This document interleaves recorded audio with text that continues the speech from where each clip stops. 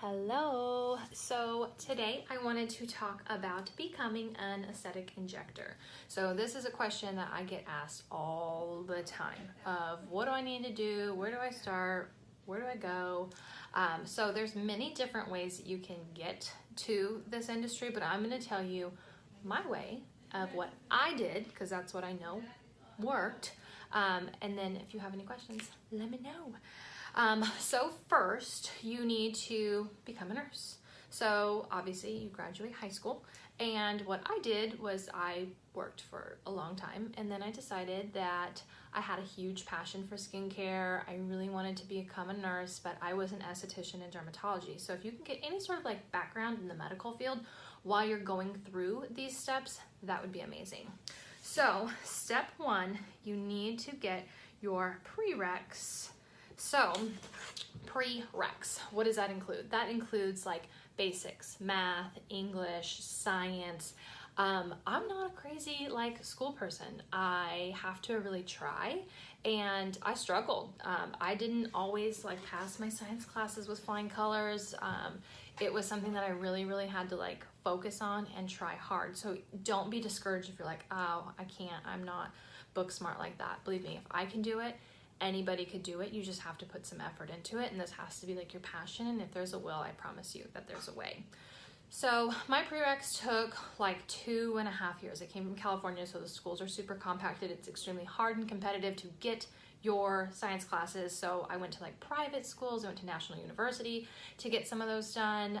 So wherever you can get them, and then you will either be an associate nurse, so that would be classified as like your ADN. So don't mind this. ADN. So that means associate's degree in nursing, which means that you would go to a community college, you would get your nursing degree there. I believe that's 2 more years, a year. I don't know.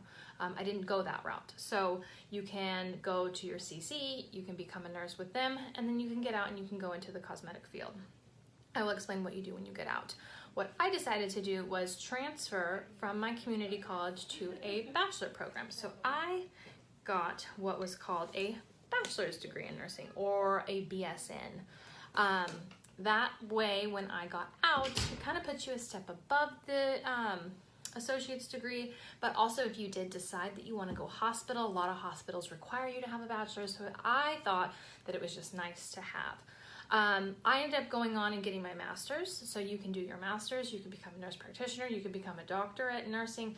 It doesn't stop there, so you can do your MSN, NP, doctorate. So those are kind of all your different types of nursing degrees. So all of these are nursing. Okay, so once I graduated with my bachelor's is when I started to apply for my job. So like I said, having a background in aesthetics, and I worked with a nurse, I was an esthetician, so I kind of had that background.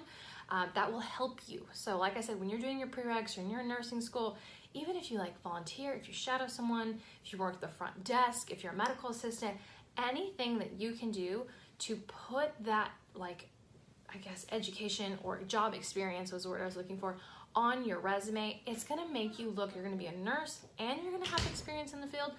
That's gonna put you above a nurse that doesn't have experience in the field. So that's my first tip, and that's why I felt like I kind of had a foot up, because I did have that experience. My second tip is just apply. If this is your passion, if this is what you wanna do, start applying for jobs. I got hired with a dermatology practice in Arizona, and they brought me on and they trained me on site. So I actually didn't have to pay out of pocket for any of these private trainings. They trained me on site, then they had reps that brought in trainers. So I got so much training just by applying for these jobs. The other thing, if you feel like you're struggling or you didn't have any experience, there are amazing trainers out there that you can go and pay, and they'll do like an immersion class where they will train you on everything that you need to know to be an injector. So that would be anatomy, product differences, safety, handling complications, consents, everything you need to know And that is actually something that I am working on doing myself. So if you are interested in trainings, it's my goal is to get kind of up and running with that. So I kind of have a little bit of it complete and should be ready to rock and roll within like the next month. So that is something too, that if you're interested in training with me, reach out to me, shoot me your email, and I will put you on my list so when I'm ready, I can get a hold of you. But I do have some other amazing trainers out there, so if you're ready now, you just let me know. I think it's also very important to know that once you become a nurse or once you get into this field, that it doesn't stop there. It's not like, okay, I'm done. I spend so much time and money and energy continuing my education because we're always evolving, we're always learning, we're always finding new ways and better ways to do things. So I think it's very important that like you have that drive, you have that passion, that this is something that you just love. If you're getting into this because you heard that it's gonna make you great money, that it's easy, you don't have to wipe anybody's butt, you're done. Like, you're not gonna make it. This has to be your dream and you have to love what you do. And I think that's to be said for any type of nursing, but I think especially in aesthetics, people have such this twisted view of like, it's so easy, it's great money, and it is an amazing, amazing field, and I wouldn't do anything else. This is my huge passion.